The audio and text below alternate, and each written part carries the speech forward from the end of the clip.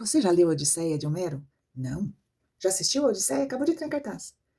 Viu ou ouviu as diversas críticas, a enxurrada de críticas, né? Porque é uma superprodução muito rica, né? Aliás, eu quero dizer que eu vim aqui deixar alguns comentários. Espero que você fique mais, vai valer a pena. Fica comigo. Mas, ó, não tô ganhando nada, tá? Dessa bilheteria.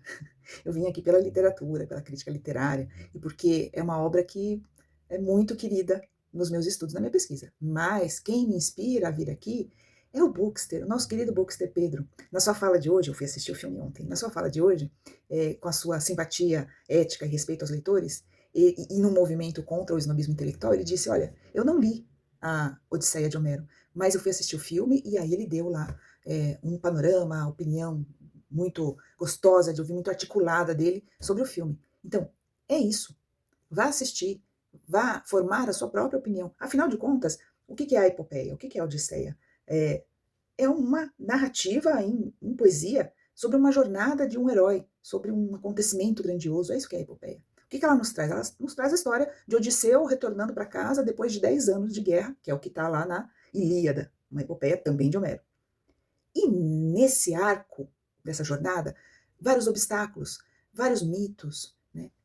Há as lições da convivência humana, que já é complexa por si só, que é dolorosa por si só. Imagina com a intervenção dos deuses. Os deuses, peraltas, caprichosos, poderosos, controladores, orgulhosos, enfim. Tudo isso forma ali um caldeirão de lições, de mitos. E vou dizer, o mito é a melhor radiografia do pensamento de uma época.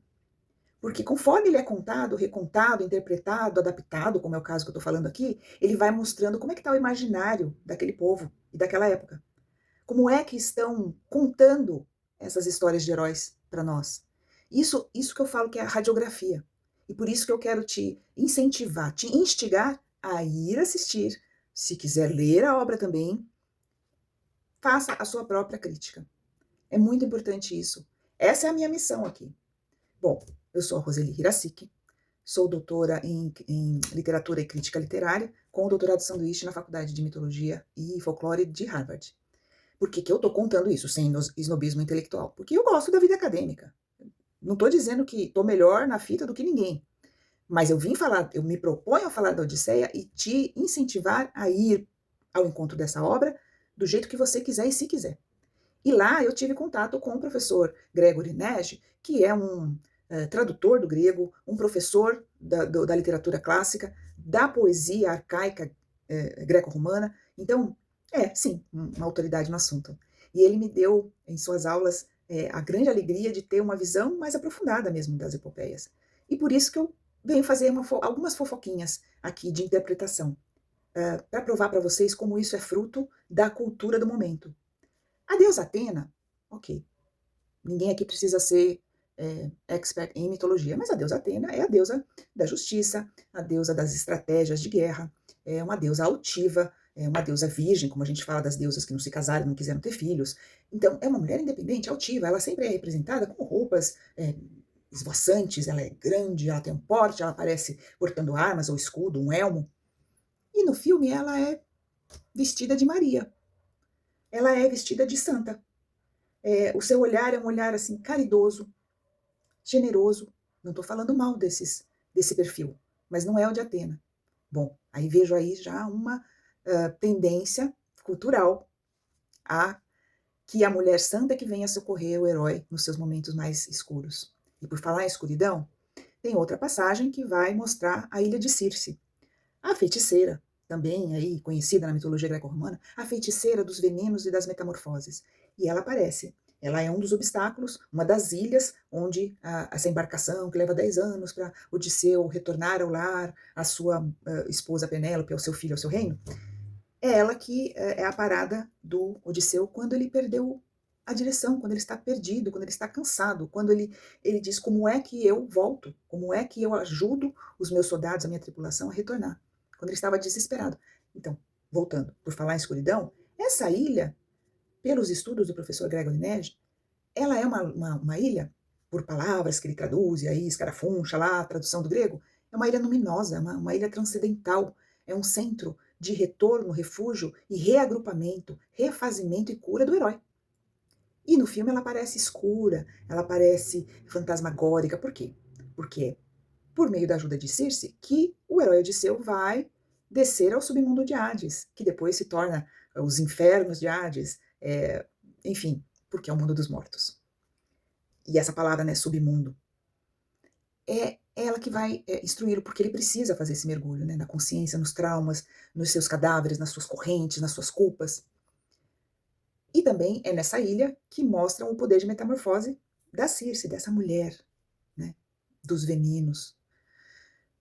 E ela transforma os soldados de Odisseu, que saem lá do barco e vão bater a porta dela, ela transforma ele em porcos. Eles comem e bebem da comida dela e são transformados em porcos. Também não gosto dos efeitos. Parece aquela transformação do homem lobisomem lá dos filminhos de terror da Sessão da Tarde. Não precisava. Mas isso é opinião minha. É a crítica que eu estou fazendo, porque eu digo, não, mas peraí, não era para mostrar uma ilha luminosa, poder feminino de acolher e conduzir o herói ao que ele precisa fazer no seu mergulho, no subconsciente, no seu reconhecimento das suas falhas?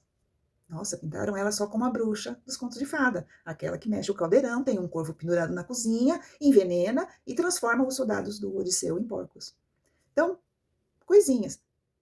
Tem outras cenas esplendorosas. Que fotografia! A cena da queda de umas torres, quem é tarólogo vai amar essa cena, né? Vai lembrar da carta da torre, a queda das torres pegando fogo, né?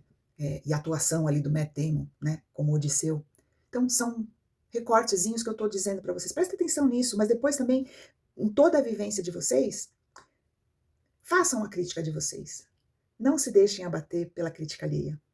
Vai lá, você tem essa Atena dentro de você, você tem essa Circe que pode te ajudar a ser mais independente na sua crítica. O filme está bonito, a produção está maravilhosa, a adaptação, a interpretação, como vai chegar em você, se é o leitor da obra ou não, é coisa do imaginário. É como é que teu imaginário está construído, como é que o imaginário do coletivo está construído, para fazer uma Atena com características de Maria, para mostrar uma Circe heroína com características só de bruxa má, para mostrar um herói que tem que descer ao submundo, aos infernos, entre aspas, para o desagravo da sua consciência, vai mostrar de uma maneira muito, muito pesada, né? Aí eles fogem do local ali, porque eles libertam os zumbis e os fantasmas do mundo de Hades, também fica aparecendo o filme de zumbi, né? Então, assim, estou só tentando instigá-los a irem lá e fazerem suas próprias críticas, e voltarem aqui, se acharem que eu mereço, e comentarem. Se não gostaram da minha intervenção, peço desculpa, porque eu ocupei o tempo de vocês até aqui. Mas se gostaram, se me acompanharam até aqui, obrigada. Espero que a experiência seja muito boa para vocês. E venham e tragam suas críticas, porque o que eu gosto mesmo é de crítica. A sua.